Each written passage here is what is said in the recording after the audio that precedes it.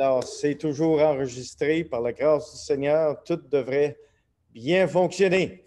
Alors, pour ce matin, quand est-ce la dernière fois que vous avez couru? Hein? On dirait que le plus vieux qu'on devient, on ralentit le pas un peu, puis on préfère marcher plutôt que courir, n'est-ce pas? Du moins, c'est ce que j'ai découvert quand j'ai passé la soixantaine. Mais dans nos études qu'on fait ensemble, on étudie les différents aspects des actions humaines. Et ce matin, ça va être la course, parce qu'au niveau spirituel, il y a une course.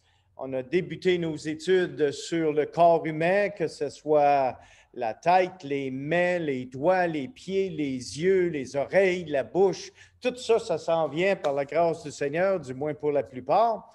On a commencé aussi à entremêler avec ça sur les émotions humaines, comme l'amour, la haine, la joie, la peine, l'indifférence, le découragement, l'encouragement, le désespoir, la paix, le zèle. Il y en a beaucoup d'études de la parole de Dieu qu'on peut faire, n'est-ce pas, sur bien des différents sujets.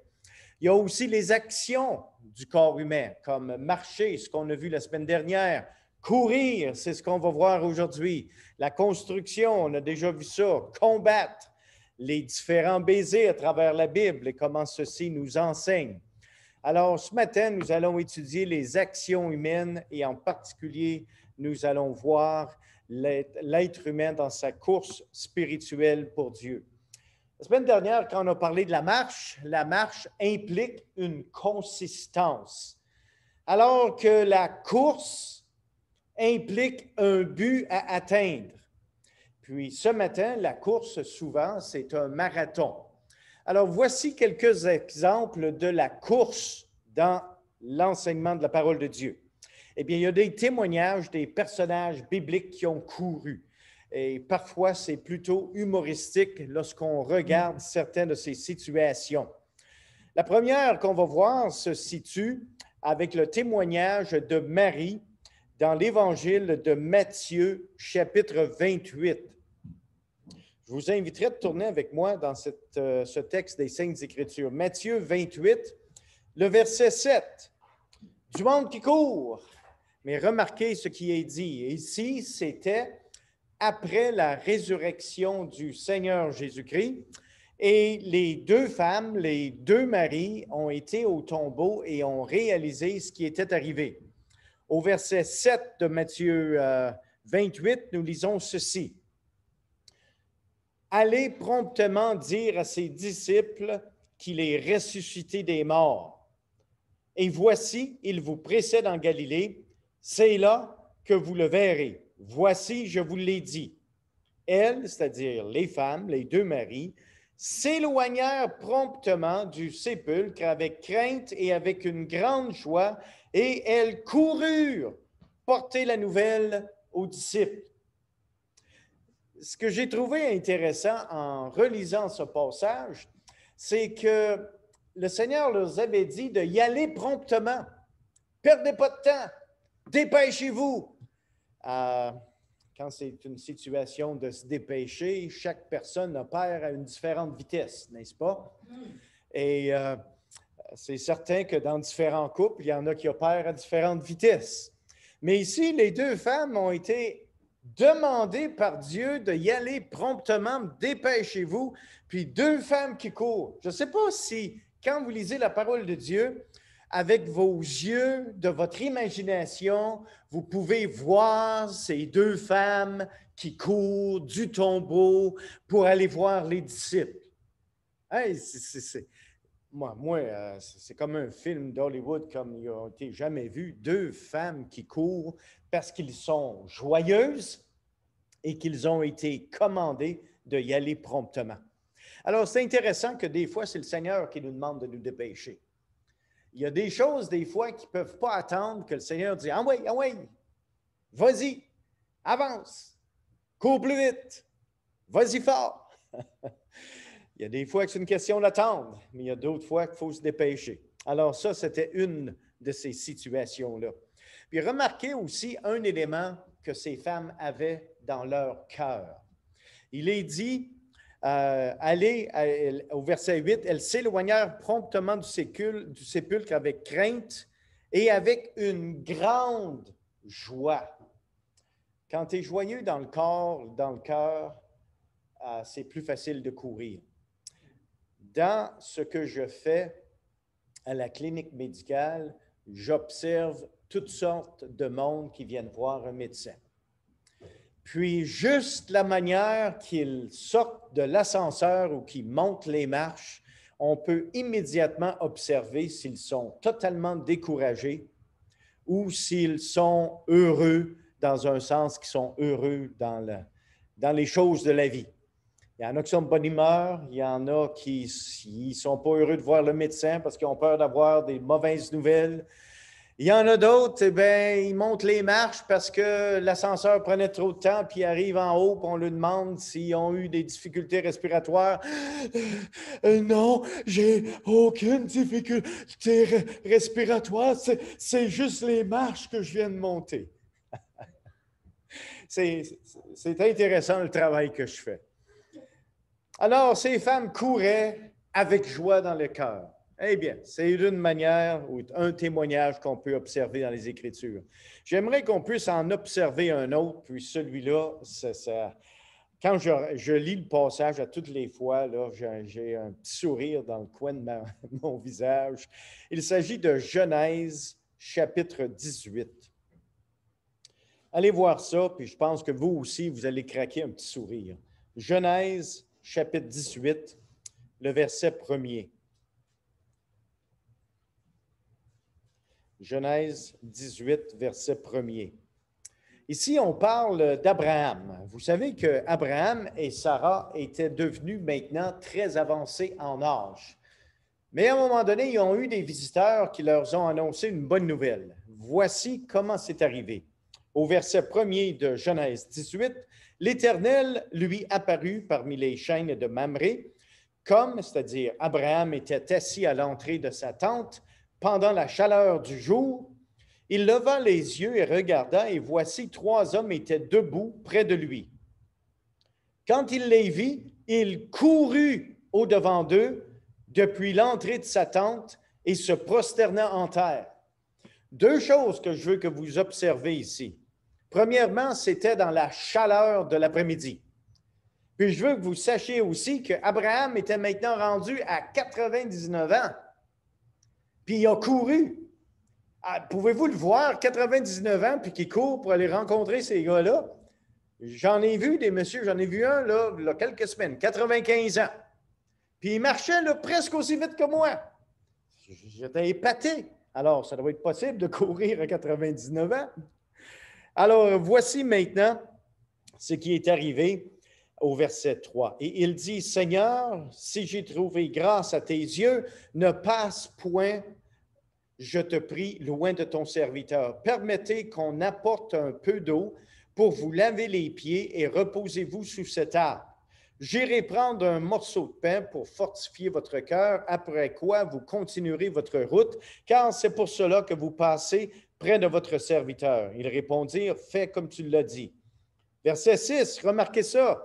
Abraham alla promptement dans sa tente vers Sarah et il dit, « Vite, vite, 3 mesures de fleurs de farine pétrie et fais des gâteaux. » Et Abraham courut à son troupeau, prit un veau tendre et bon et le donna à un serviteur qui se hâta de l'apprêter. Non seulement Abraham, à 99 ans, il court pour rencontrer ses visiteurs, mais là, il court maintenant et il dit à sa femme, « Oui. Ah oui, il n'y a aucun gâteau, on fait un gros repas là, des visiteurs. » Puis lui, il court à son troupeau, il empoigne un de la gang, il dit, « Ah oui, serviteur, tue-moi ça, mets-moi ça à la table. » Ça presse. Pas si pire pour un petit vieux de 99 ans, hein? J'espère que je vais être comme Abraham, mais je vais être rendu là si le Seigneur le permet. La course. Très intéressant dans les Écritures. Il y a les amoureux qui aiment ça courir aussi. Par exemple, toujours dans le livre de Genèse, mais cette fois-ci, Genèse chapitre 24. Maintenant, Abraham et Sarah ont eu leur fils, Isaac, et c'était le temps d'aller trouver une femme pour ce fils. Et Abraham a envoyé son serviteur. Et au verset 17, le serviteur courut au-devant d'elle, c'est-à-dire celle qui est devenue la femme d'Isaac, courut au-devant d'elle et dit, « Laisse-moi boire, je te prie, un peu d'eau de ta cruche. » Elle répondit, « Bois, mon Seigneur. » Et elle s'empressa d'abaisser sa cruche sur sa main et de lui donner à boire. Alors, dans différents contextes, on voit cet élément de courir. Alors, soyez pas gênés de courir si jamais vous en avez l'opportunité. Courez avec joie. Il y a aussi une course de victoire, comme par exemple nous voyons dans le livre de 1 Samuel, chapitre 17. Vous savez l'histoire ici de David lorsqu'il était en situation de guerre, Israël et les Philistins. Et 1 Samuel 17, 48, c'était maintenant au tour de David de prendre soin du Philistin. Aussitôt que le Philistin se mit en mouvement pour marcher au-devant de David, David courut sur le champ de bataille à la rencontre du Philistin. Ça, également, ça m'a impressionné. Il n'a pas attendu trop longtemps, il a couru vers le Philistin. Et lorsque celui-ci s'est mis en marche, au verset 49, il mit la main dans sa gibière, il prit une pierre et la lança avec sa fronde. Il frappa le Philistin au front et la pierre s'enfonça dans le front du Philistin qui tomba le visage contre terre. Ainsi, avec une fronde et une pierre, David fut plus fort que le Philistin.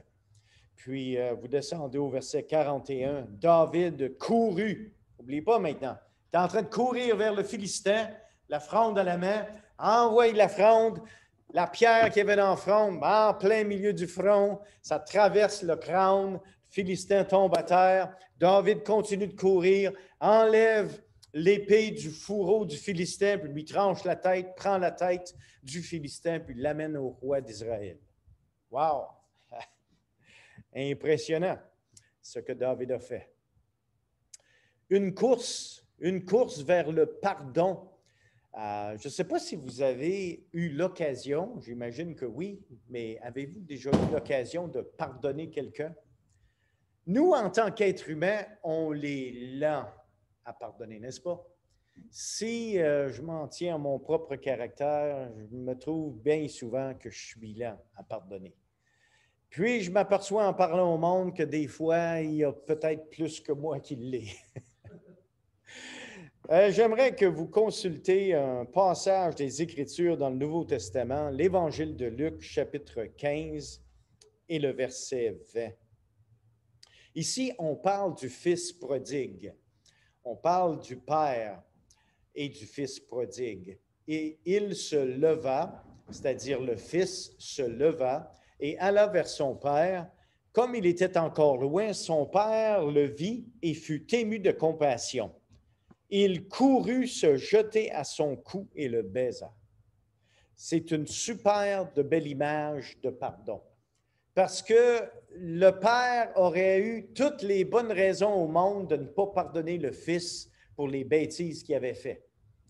Ici, le Père nous donne une super de belle illustration du pardon. Il courut pour embrasser son Fils et le pardonner et l'accepter. Il y a une course de curieux. Par exemple, je ne sais pas si vous avez déjà été tellement curieux, vous avez couru pour voir ce qui se passait l'autre bord du coin de la maison. Eh bien, on a un certain caractère qui s'appelait Zachée. Zachée, dans l'Évangile de Luc, au chapitre 19, le verset 2, nous lisons ceci. « Et voici un homme riche appelé Zachée, chef des publicains, cherchait à voir qui était Jésus, mais il ne pouvait y parvenir à cause de la foule, car il était de petite taille. Ce n'était pas de sa faute, il était né de même. Au verset 4, il courut en avant et monta sur un sycomore pour le voir, parce qu'il devait passer par là. Alors ici, poussé par la curiosité, poussé par le désir de voir Jésus, Zachée prend une course devant la foule, monte le sycomore pour être capable de voir Jésus passer. Et c'est là que Jésus a eu un entretien avec Zachée en lui disant, « Zachée, descends de ton arbre, je viens souper avec toi. » Il y a du monde qui grimpe les rideaux, mais il y a du monde qui grimpe les arbres. Et ceci était Zachée. Il y a une course au trésor, Marie-Madeleine, Jean et Pierre, dans Jean chapitre 20. Jean chapitre 20, verset 1er. Et encore une fois, il s'agit de la résurrection du Seigneur, le premier jour de la semaine. Marie de Magdala se rendit au sépulcre dès le matin, comme il faisait encore obscur, et elle vit que la pierre était ôtée du sépulcre. Elle courut vers Simon-Pierre et vers les autres disciples que Jésus aimait et leur dit, « Ils ont enlevé du sépulcre le Seigneur et nous ne savons où ils l'ont mis. » Pierre et l'autre disciple sortirent et allèrent au sépulcre. Ils couraient tous deux ensemble, mais l'autre disciple courut plus vite que Pierre et arriva le premier au sépulcre. Je ne sais pas, pouvez-vous voir ces deux disciples? La femme qui court pour leur annoncer la nouvelle, les deux disciples qui ont une espèce de, je ne sais pas, compétition pour arriver au tombeau, mais il y en a un qui est probablement plus jeune que l'autre, puis qui court plus vite, puis il arrive au tombeau, il regarde, mais il ne rentre pas. Là, Pierre arrive, puis il dit, « Hey, il y en a, Jésus-Christ est parti. » Puis là, l'autre, il rentre, puis en évidence, et puis il réalise que le linge de Jésus qui avait été embobiné dedans était tout plié. Et ça, c'est remarquable. Et les deux disciples avaient couru pour en arriver là. Alors ça, c'est certains éléments que nous avons comme témoignage dans la Bible. Mais la course nous enseigne aussi des leçons spirituelles sur la course. Par exemple, la vie chrétienne est une course qu'on doit terminer avec joie. J'aimerais maintenant qu'on puisse tourner notre attention vers la course, mais d'un point de vue spirituel. Dans le livre des Actes des Apôtres au chapitre 20 et le verset 24. « Mais je ne fais pas moi-même aucun cas de ma vie comme s'il m'était précieuse, pourvu que j'accomplisse ma course avec joie et le ministère que j'ai reçu du Seigneur Jésus d'annoncer la bonne nouvelle de la grâce de Dieu. » Un des désirs les plus sincères de l'apôtre Paul était de terminer la course, mais de la terminer avec joie. Ceci m'incite à me demander une question. Est-ce qu'aujourd'hui, je suis toujours aussi heureux dans le ministère que j'étais quand j'ai débuté? Puis, comment est-ce que je vais terminer la course spirituelle pour le Seigneur? Et c'est une question qu'on doit tous se poser. Où en sommes-nous rendus dans notre course spirituelle? Est-ce qu'on a ralenti le pas et on est au ralenti, puis on est un peu débobiné, découragé, ou est-ce qu'on le fait toujours avec joie? Il y a aussi le prix de la course. Il y a un prix qu'on doit payer dans la course spirituelle. Et regardez avec moi Colossiens. Colossiens, chapitre 2 et le verset 18. « Qu'aucun homme, sous une apparence d'humilité et par un culte des anges, ne vous ravisse à son gré le prix de la course, tandis qu'il s'abandonne à ses visions et qu'il est enflé d'un vain orgueil par des pensées charnelles. » Oui, c'est possible que certaines personnes, non seulement qui ont accepté le Seigneur, non seulement qui ont été baptisés, mais qui s'abandonnent à des visions quelconques et qui ne suivent plus le Seigneur. Alors ça, c'est une chose que nous devons faire attention également. 2 Timothée nous parle de ce même genre de situation. 2 Timothée, chapitre 4 et le verset 7. « J'ai combattu le bon combat, j'ai achevé la course, j'ai gardé la foi. » 3 éléments ici par lesquels nous devons examiner nos vies. Est-ce que nous avons combattu le bon combat? Est-ce que nous sommes toujours dans la course? Puis est-ce que nous avons gardé la foi? C'est bien de faire un examen sur la course spirituelle de notre vie. Philippiens nous parle de la course spirituelle qui a un prix élevé. Et Philippiens chapitre 2, c'est un passage avec lequel j'aimerais terminer ce matin. Philippiens chapitre 2 et le verset 12 à 16. Philippiens chapitre 2 et le verset 16. Pourtant, la parole de vie, et je pourrai me glorifier au jour de Christ de n'avoir pas couru en vain ni travaillé en vain. Nous avons un privilège, les amis, et ce privilège, c'est de porter la parole de Dieu. C'est un privilège d'être impliqué dans la course. C'est un privilège de continuer, de persister. Mais vous avez déjà quelques années d'expérience de vie chrétienne. Vous allez rencontrer des obstacles dans la course. Comment allez-vous réagir à ces obstacles? Est-ce que ces obstacles vont s'arrêter, vont vous arrêter, ou est-ce que ces obstacles vont être un défi pour vous, que vous allez, avec le Seigneur, trouver une manière de passer par-dessus, passer par en dessous, de les contourner et de continuer la course avec joie dans votre cœur? Et au verset 17, il nous est dit, « Et même si je sers de libation pour le sacrifice et pour le service de votre foi, je m'en réjouis et je me réjouis avec vous tous. » Verset 18, « Vous aussi, réjouissez-vous de même et réjouissez-vous avec moi. J'espère dans le Seigneur Jésus vous envoyer bientôt Timothée afin d'être encouragé moi-même en apprenant ce qui vous concerne. » Une chose intéressante ici au verset 12 du passage de Philippiens chapitre 2, c'est qu'il y a un prix, et le prix, c'est l'obéissance. L'obéissance est basée en principe sur deux choses. La volonté de Dieu ou ma volonté. C'est toujours un combat entre ce que Dieu veut de nous et ce que nous voulons faire. Et ceci va grandement affecter notre course. Au verset 12, toujours, il y a un prix, le prix du travail dans notre vie chrétienne. Et au verset 12, que j'aimerais relire, « Bien-aimés, comme vous avez toujours obéi, travaillez à votre salut. » Comment va votre vie chrétienne? Comment va votre salut? Comment va votre travail? Non pas qu'on travaille pour être sauvé, mais une fois qu'on est sauvé, on a du travail à faire. Comment ça va dans votre appel pour le Seigneur et dans ce qu'il vous a demandé de faire? Ça, c'est important de s'examiner à ce niveau-là. Et en plus, le prix de la dépendance sur Dieu pour accomplir notre travail est clairement énoncé au verset 13.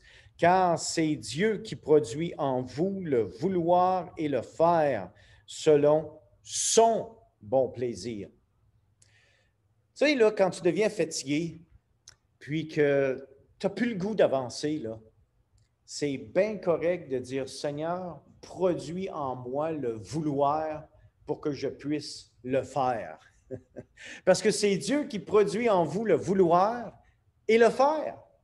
Imaginez-vous que si on devrait courir la vie spirituelle, la vie chrétienne, la course avec notre propre force, on ne réussirait jamais.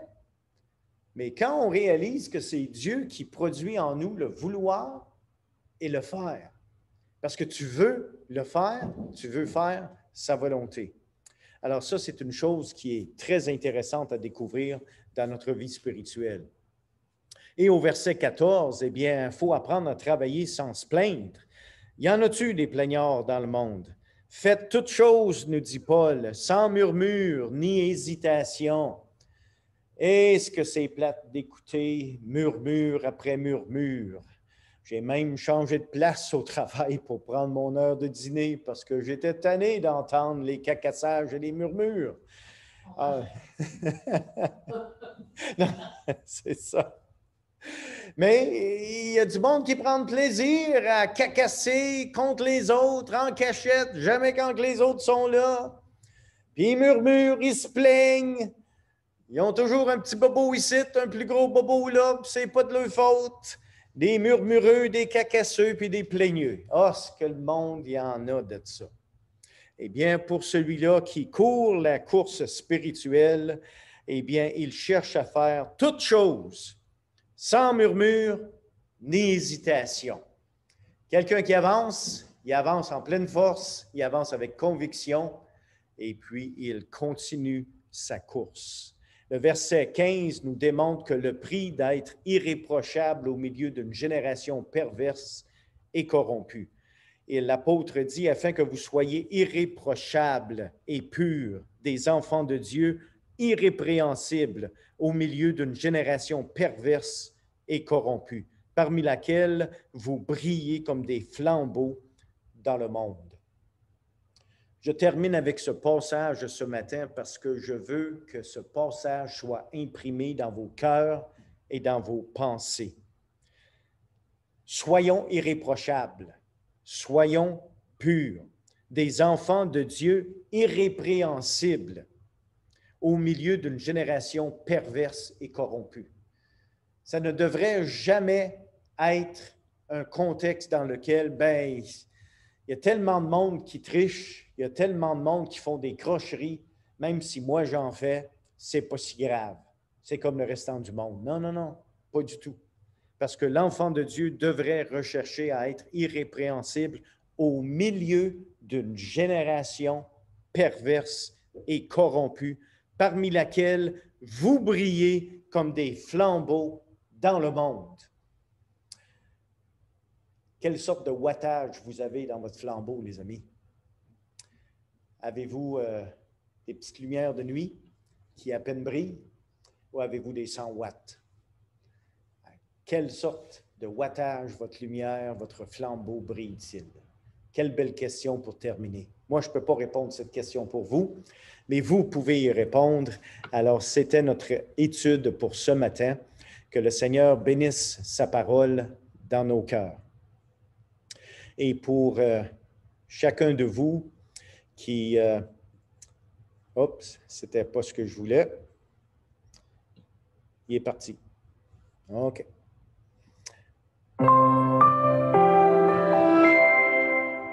Voilà, c'est celui-là ici. Alors,